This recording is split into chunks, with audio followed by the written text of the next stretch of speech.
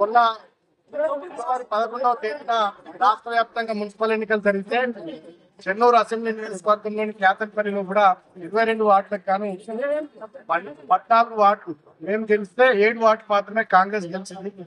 అయినప్పటికీ కూడా అన్యాయంగా, దుర్మార్గంగా, అక్రమంగా మంత్రి వివేక్ నేతృత్వంలో కాంగ్రెస్ పార్టీ గెలిచిన 7 కౌన్సిలర్లతో మున్సిపల్ చైర్మన్ స్థానాన్ని కైవసం చేసుకోవాలని కుట్ర చేసింది. ఆ కుట్రకు మా మీద అక్రమంగా కేసులు పెట్టి మమ్మల్ని జైల్లో ఉంచడం జరిగింది. ఇవాళ జైలు నుంచి విడుదల జిల్లాలో మా పార్టీ నాయకులు, కార్యకర్తలందరూ కూడా ఘన స్వాగతం పడుతున్నారు. వారికి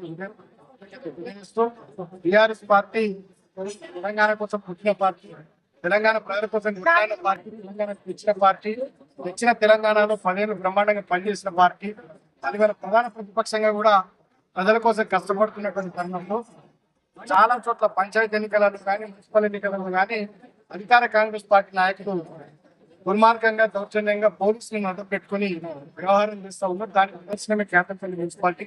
ఇప్పటికైనా మంత్రి, ముఖ్యమంత్రి కోరుతా ఉన్నా, కేతంపల్లి మున్సిపాలిటీ ప్రకటించిన తీర్పును గౌరవించి 22 స్థానాల్లో 14 మేము గెలిచినాం కాబట్టి మేము చైర్మన్ కావడానికి సహకరించాలి.